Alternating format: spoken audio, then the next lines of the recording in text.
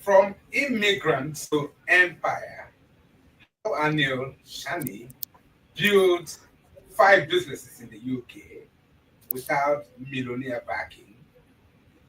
Today's Studio Hub Podcast, a place where real people share real system for building wealth, purpose, and freedom in today's economy. Today's episode is not about motivation, it's a blueprint. Of course, you're going to be hearing from across the UK, millions of immigrants wake up every day. They work from 10 to 12 hours, yet remain stuck financially. But my guest today cracked a different code. He arrived in the UK with a billionaire's uncle, without political connections, yet today he runs 5 profitable businesses. Mailbox, Rafiki Vending, Rafiki Dry Cleaning, Rafiki Homes, and Rafiki Printing. His name is Anil Shani, BSc in Logistics Management, MCIPS, a UK entrepreneur, author of the upcoming book, Business in a Box. In this episode, you will discover how to escape the slavery trap, how systems make money even when you sleep, and which business models actually work for immigrants right now. If you want financial growth, business clarity, a roadmap you can actually use. Stay with us. This episode might change how you see money forever. So today, Mr. Anil Shani, may you introduce yourself to our watchers, the audience around the globe. Thank you very much.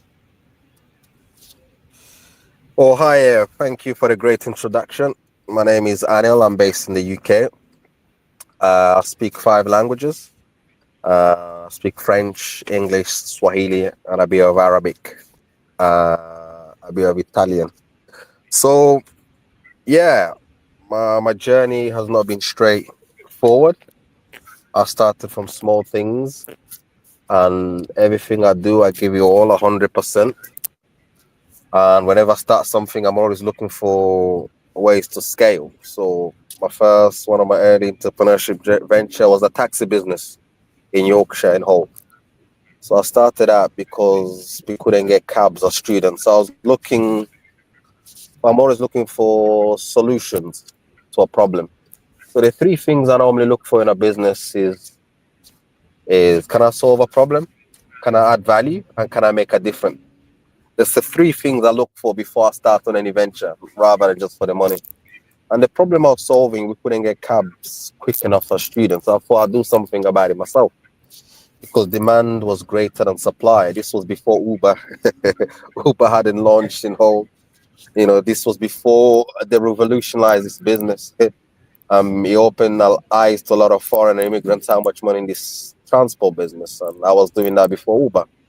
And I did really well at it because we couldn't get none. And then from there, I started realizing I'd take on other drivers. Then I'll pay them a commission like a Uber style. That's where the brokerage business started. And I did well. And then I realized I have more appetite. I'm not satisfied by making £1,000 a week. And then I want to do the mini buses. And then I start looking at 16-seater coaches and the 32-seater, to bigger. It's about scale, So now I'm not moving 4 passengers. I want to move people in groups going to sport clubs. And I found that business very lucrative and very, very less time consuming, and just managing resources. And I did that for quite a while. And then while I was studying for my MCIPS for Chartered Institute Procurement Supply Chain, I was looking to be a buyer, procurement. So I'm just sticking into my lane, which is travel, trade, transportation. I tend to stick to things I know that I'm familiar with, trying to focus. And I don't do 5 things at once. People might think I try and do one thing first. Well, when I do well, then I can move on to the next. And that's a big mistake a lot of entrepreneurs make nowadays. They say, where's the money? Where's the big money? Is it crypto? Is it service accommodation? Is it Uber? Is it Forex exchange? And that type of can kind of corrupt your mind, you know. You're not focusing on one thing. I always advise people, pick something you're passionate about, you could see yourself doing, that you love, and you can have and do it well. And the money will follow. So That's while I was absolutely. starting from Hmm? I say that's very interesting. Yeah. Yeah. Then what's the turning point?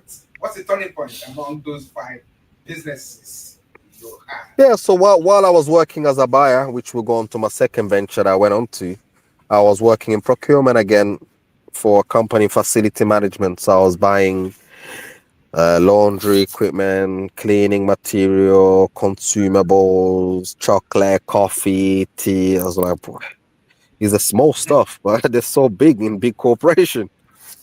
So I got to understand that game. I've been a buyer, which I'm very good at.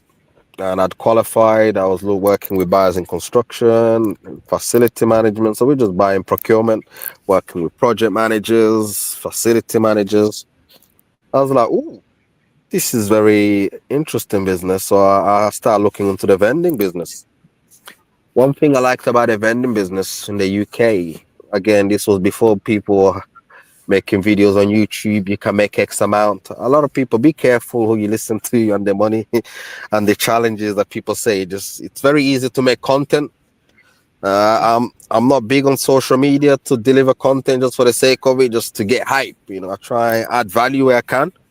That's why I met this man in London. I said, yeah, I'll do this, but this is not something I do. I don't really like to do public speaking to expose myself. It's just never been me. I just do my work. I let the work do the talking for me, and people who know me, they know what I'm about. So vending, one of the reason again was back to my principles. Does it add value? Does it make a difference? Does it solve problem? Because I'm a logistician, I know the motorways and the locations. So I start targeting industrial park, factories, warehouses where they had no facilities for eating. They want the Coke, they want the Red Bull. So I start buying machines because I'm from a supply chain management. So I understand from sourcing, production, making, and delivering. If you haven't got the components of supply chain all together, you're going to fail. You're going to get inventory issues. Your machine are always empty. So data is very critical in this game. Land Mhm. location, and data. So they're the key things I look for in a business. So I had data on the card machines, how much is spending, and the locations. If the locations are not right, I don't bother. And the location were good because Amazon is big now in the UK. People working 24-hour shift, and these guys they got nowhere to go. The guys were closed.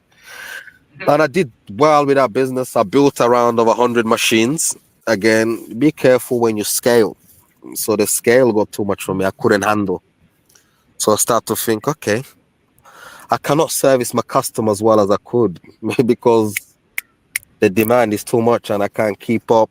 Obviously, it was more profitable. I didn't need many staff. It was just me and then someone else subcontracting, which goes on to say another big part. This was before I start taking on employees. Before you take on staff, make sure the numbers add up. Are they going to do as Right, well? Are they going to be reliable? And staff are expensive in the UK. right, Then COVID came. I realized I can't carry on focusing on the leisure hospitality. I was big in the leisure hospitality, caravan park, hotel. COVID killed us. My business went downhill. I was like, that's the biggest challenge. What do I do? Then I realized I need to do the same thing again. Now I'm going to get into the laundry business and dry cleaning. Again, I'm sticking to what I know, supply chain and leverage and scaling. But this business required more of me, to be more of a man. Grow up is more capital intensive, right. location, DCs, equipment, and staffing. I was like, I had to learn a lot about people. Again, I realized this retail game is hard, to pay the bills was tough. The payroll, hey, different dynamics. This is different payroll, the rent, the gas. So it was a headache business. It was again, and if you love something and you're really passionate about it, again, I'm looking for solution process. I start targeting B2B. So I start Right. talking to hotels, insurance companies, office workers, sending emails. I'm building that relationship. I start to pick up a lot of B2B contract, and then I realize actually B2B is where my strength is. So all I do now, I focus more B2B, and the retail's operations are there. So that's how I start our business, and then I start selling off some of my machine. Then I invested in the mailbox again. I was sticking to what I know. So I go back into the logistic trade again. But this time now I'm not moving passengers. I'm moving physical goods. I like things I don't talk. You know, the retail game, passengers, I'm drunk, customer service, it was headache. So now I only deal when I deal with luggages. They don't talk. You know, we scan the pallets, your goods from point A to B, and we use carriers DHL, FedEx, UPS. Again, that's brokerage business. And I did well at that business, which I turned into a business center. We rent our mailboxes to people in the UK and virtual addresses and printing. And then I realized, ooh, I like the printing business quite a lot. One of the reasons I got attracted to printing was uh, I'm like a business doctor. You know, I'm what I call a business Yeah. doctor, business architect. I always have dreams and vision, and printing really made people's dream become a reality. And I was amazed by how Yes. many And beautiful ideas that everything before is I want executed. Hmm? I wanted to say something Yeah. regarding those businesses. How many locations do you have in your vending machine pre COVID? How many locations? I had 100 location. So it was a 100 big scale up. locations. Yes. Wow, Yeah. that's incredible. Yeah, And but the thing, among the, how do you juggle them? How do you juggle those locations? because Because I'm we I'm from want to understand system that you applied that some of our watchers or those who are listening to us now who are still not understand how you're able to juggle those 100 locations as a young man. Uh, yeah. of, The reason why I manage, because I'm from a supply chain background, logistics again. I'm sticking to what I was born to do, remember? So I know supply chain well. It's all about data, it's all about EPOS, it's all about what I'm buying from the wholesalers, what's moving fast. So I always keep data into the mind, you know, what do the customers want? And that yeah, allowed me easily to scale. And every location is different, believe it or not. You know, what works in one area doesn't work in another area because people have different tastes and different dynamics. So inventory control, operational management, and system, they're very key once you want to get involved in inventory led business. And if you don't right. understand that, maybe you should take some courses or maybe join retailers. Because I worked for some of the most successful discount store when I was a kid, the likes of Home Bargains, they're like the Poundland. So I really learned a lot how you make margins. You know, how do you make money from a pound Yes, product? You're yeah, making 20p to 30p, but it's a volume game. And the organization and efficiency, for me, it wasn't the jobs were glamorous. It was about learning, you know. So for me, it's right, about learning and how do you become excellent for correct. fast moving consumable goods that are volume Okay, led. And I realized right. the tills were busy, man. The tills were always spinning because Hmm. everybody wants a bargain. So I took the learnings, what made it great. And again, because I'm logistics, I've always been interested having the right goods in the right place at the right time, the right quality.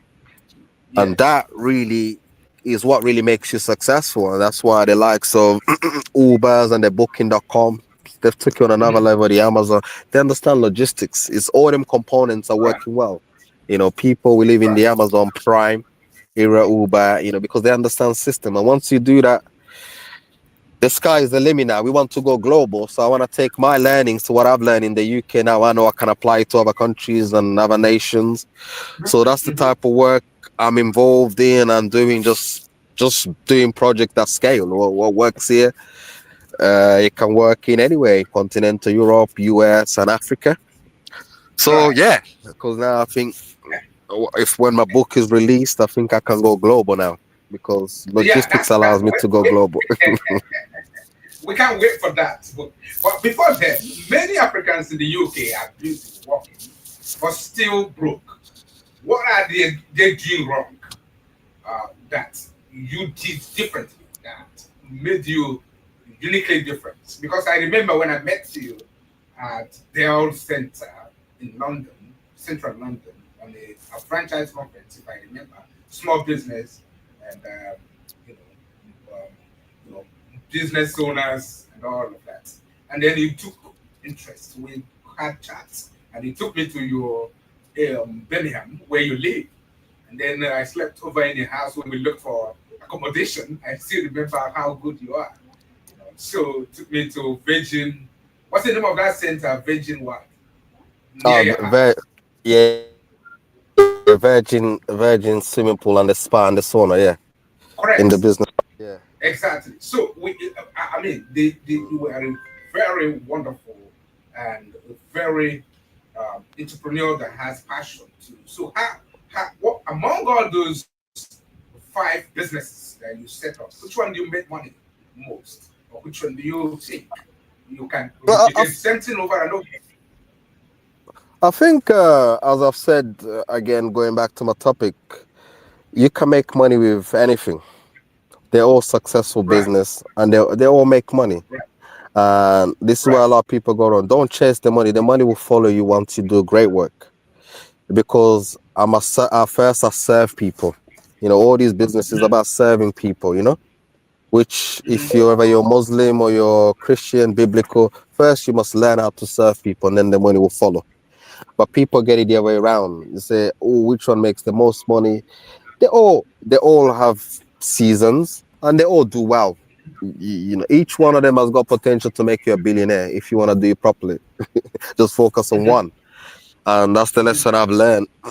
I'm only a one person and I can't do everything. So I need a team. I have teams.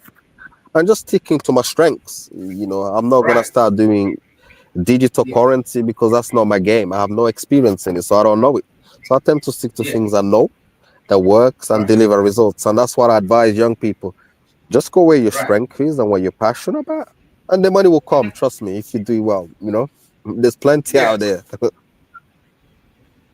Yeah, but I'm looking at many Africans, of course. We discussed when you share some of your former colleagues or former schoolmates or classmates that in the university days when you were doing your PSC. So you told me how some of your African brothers or sisters, you came up with them on different business meetings and all of that. So people that are watching us, some of them are working multiple jobs.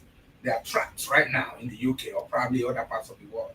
So, what do you think they have to do different in order to get to where you are right now? The first thing is investing in yourself, personal development. Right. I did a lot of personal development. First, invest in your mind and build your confidence and Hmm. learn from other successful people. And in the UK is one of the best country actually to make money nowadays because we've got so many systems are open to us. We can trade on eBay.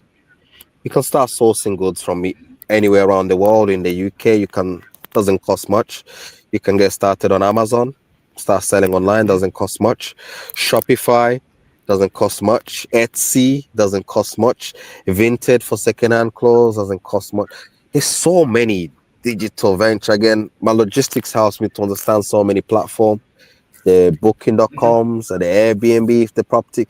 There's so many platforms out there that allow you to get started, you know, Right. and start trading.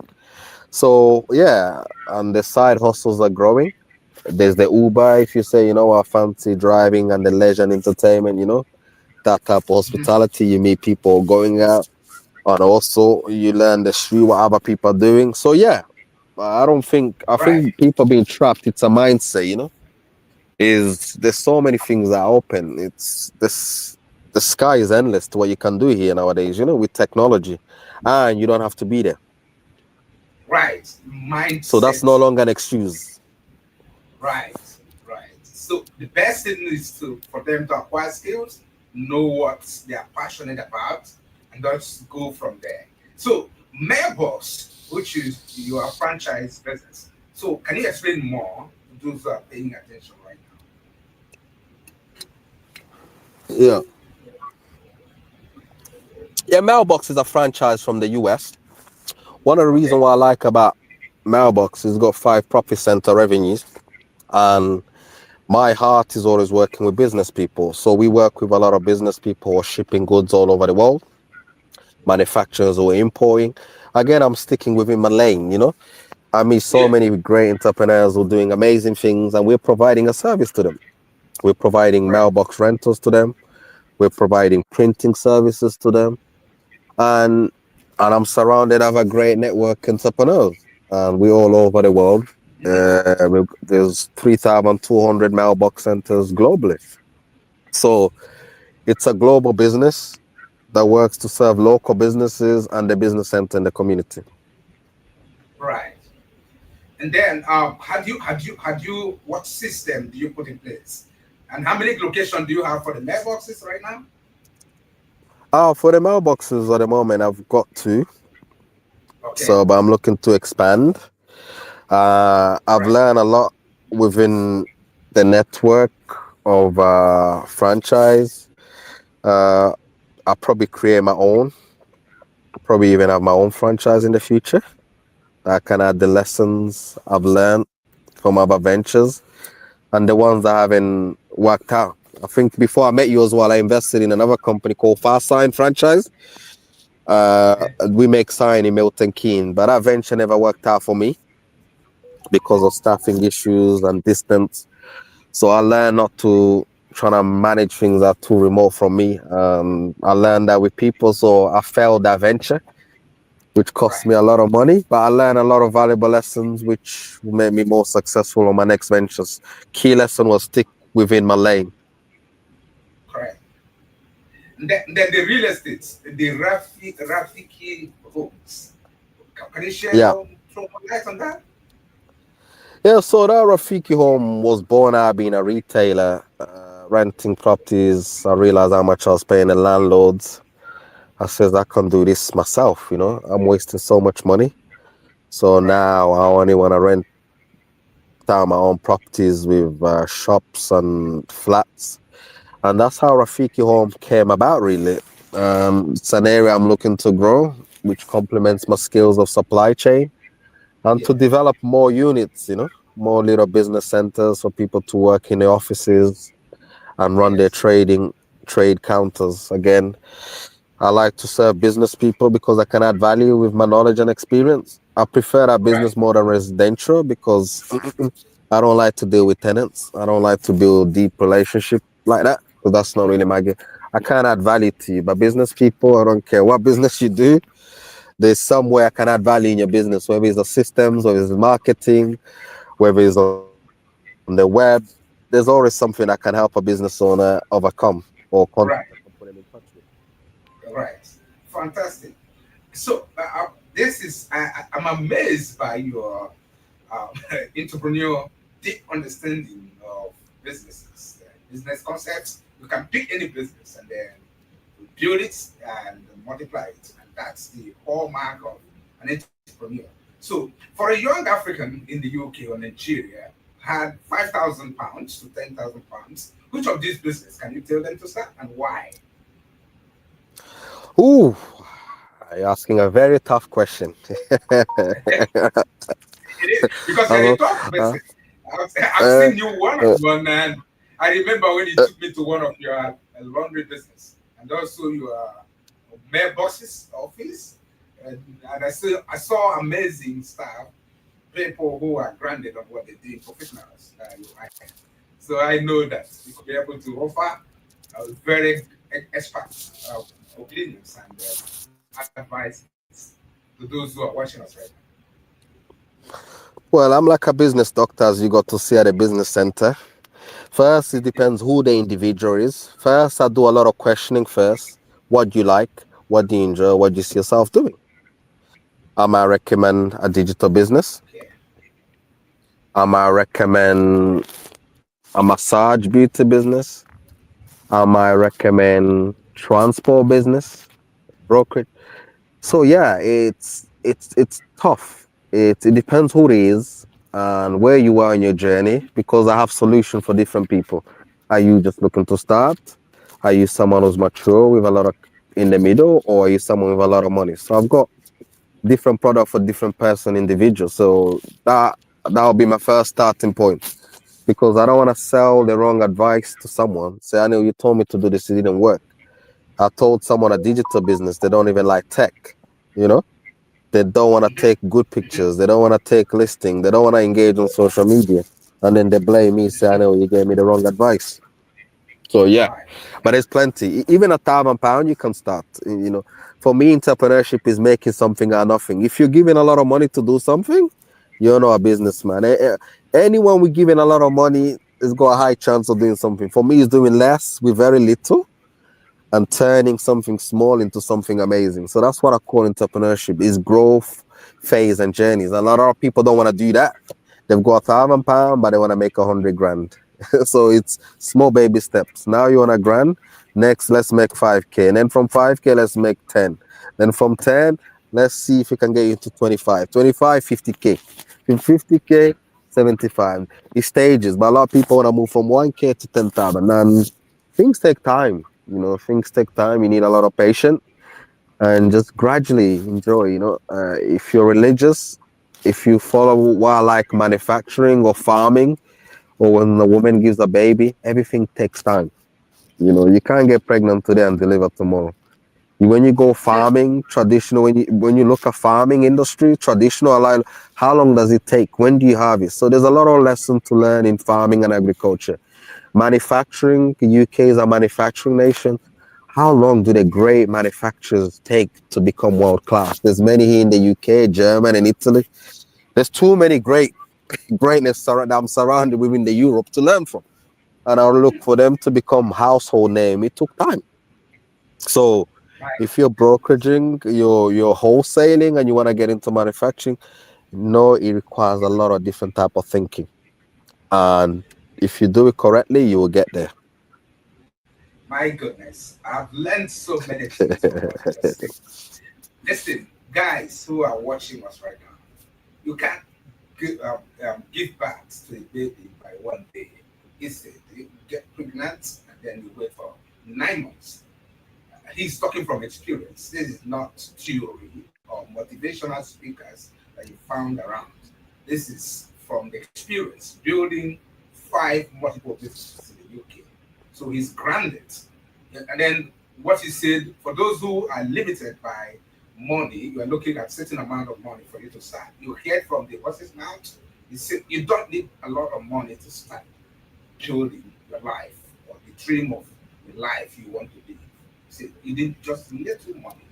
Be able to build that money and multiply it, and then from 1,000 to 2,000 and then 5,000, then gradually. So most of you guys who are quick rich syndrome, I think he has already given you a very uh, brutal but the honest truth on how you can build wealth. Wealth is not magic. You build it exponentially, gradually, and then you get there. This is the man I have met one on one, and he shared so many things that if we stay into this podcast, we might not be able to finish in an hour. But he's busy. He's already at work, move on the move every time, on the move. So, guys, let's stop following magicians and then motivationals that have not showed credibility and clarity and show you what they have been able to do. What we're talking about here is from someone who has multiple businesses and be able. How do you scale all of those businesses? Is there any way you're planning to scale them up? And those who are running businesses, what do you think you want to tell them?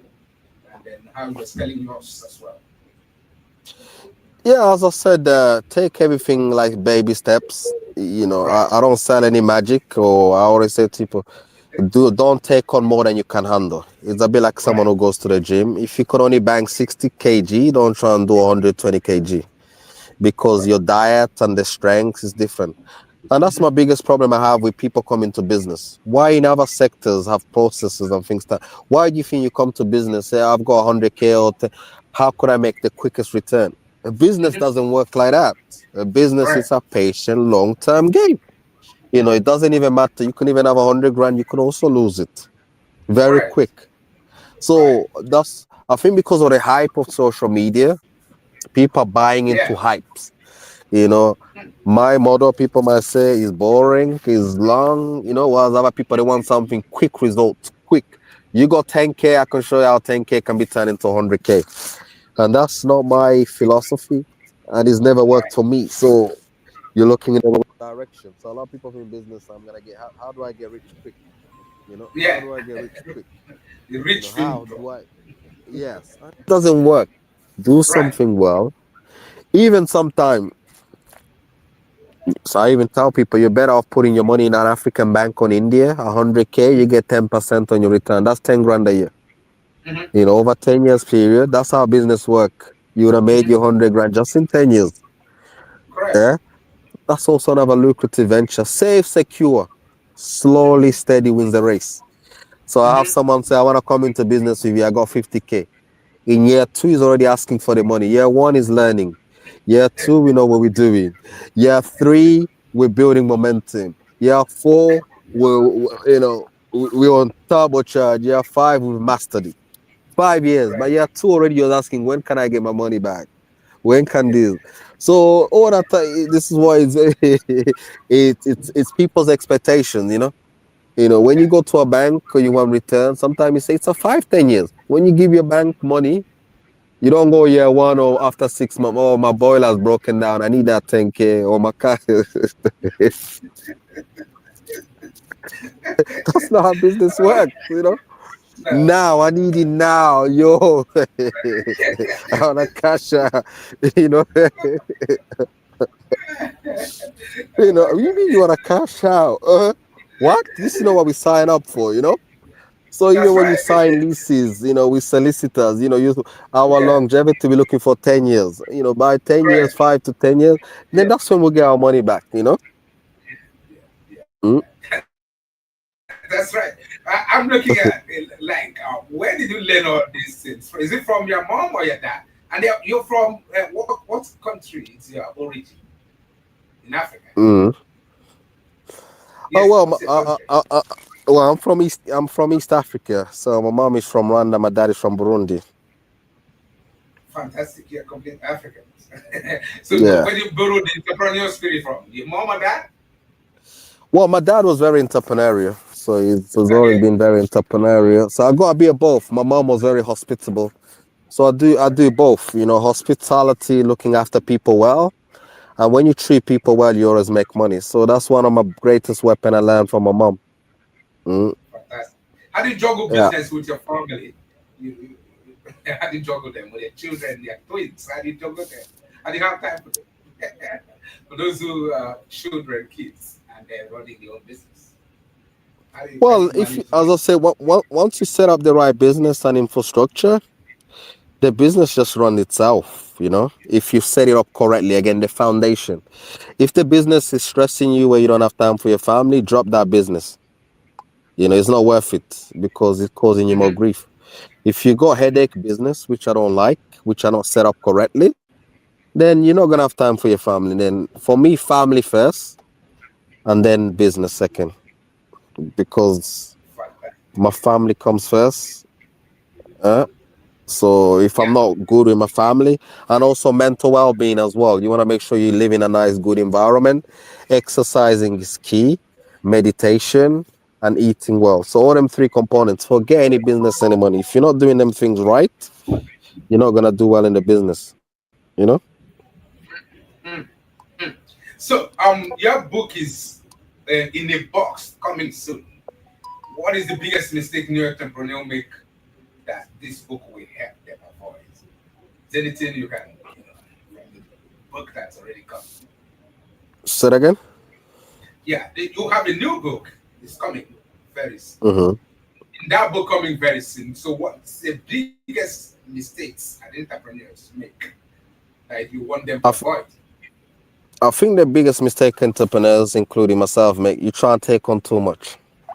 Yeah, Mm, you take on too much. You think you're actually bigger and stronger than you're capable of. So my philosophy of life now, less is more. You you burn yourself down chasing and this and this. It's too much noise. Just try and do Mm, one thing well, get known for something well, and then just leverage as you go along. Because you're known for being excellent. Trying to be excellent in one field, and once you're excellent, you cross over lane and trying to apply being excellent in different lane. Or sometimes you're better off just sticking to one lane and being excellent in it. There's nothing wrong as well, you know. You can bring that's right. longevity just doing one thing well. But the problem, because of the noise, people are trying to do too many things at a time. So that's mistake number one.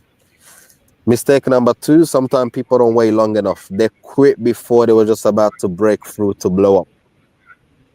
Mistake number three, wrong team. They recruit the wrong people on the venture or partner with the wrong people. So all these are mistakes that can become suicidal before you actually make it. And cash flow as well is another big one. Hey, if you don't look after that cash flow, the bills come fast. You know, keep an eye on that cash flow. Make sure the venture money is coming in quick enough. You know, otherwise it's cancer. You're gonna die before your time. You know. That's right.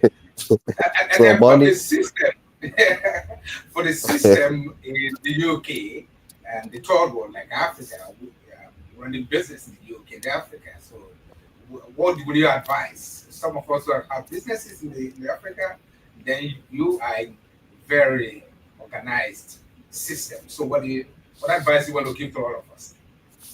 I think the number one advice is investing in systems, because nowadays system don't have to cost that much.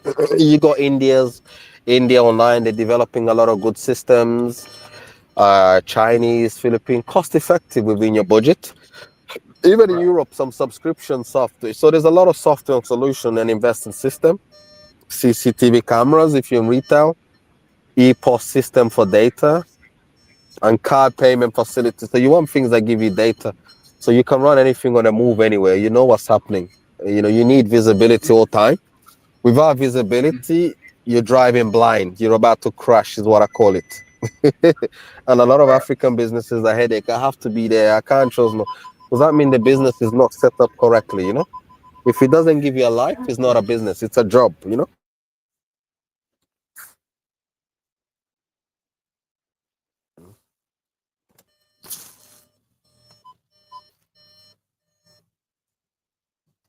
Hello, hello,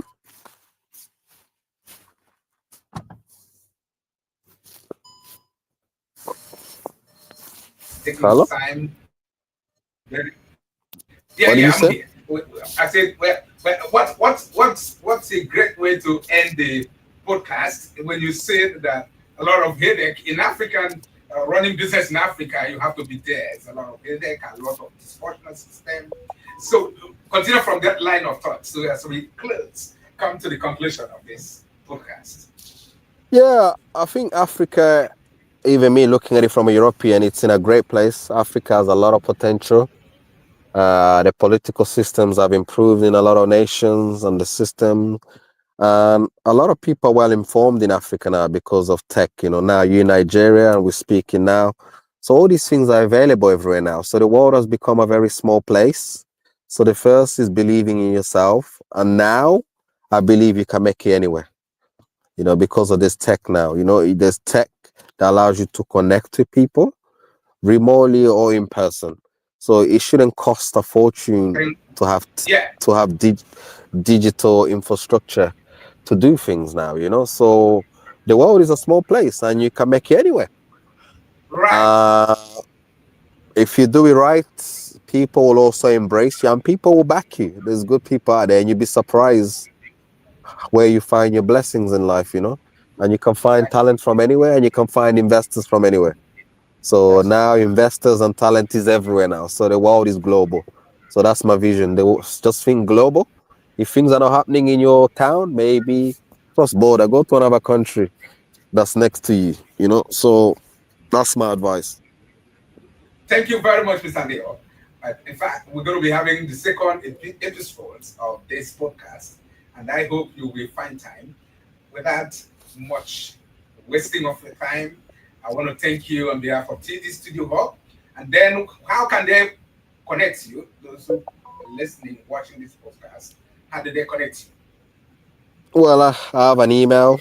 I have you? Okay, Instagram, but I'm not big on Instagram and WhatsApp really, I trying to keep it easy and simple, right. We're going to drop those things on the LinkedIn. No, I'm not on LinkedIn yet.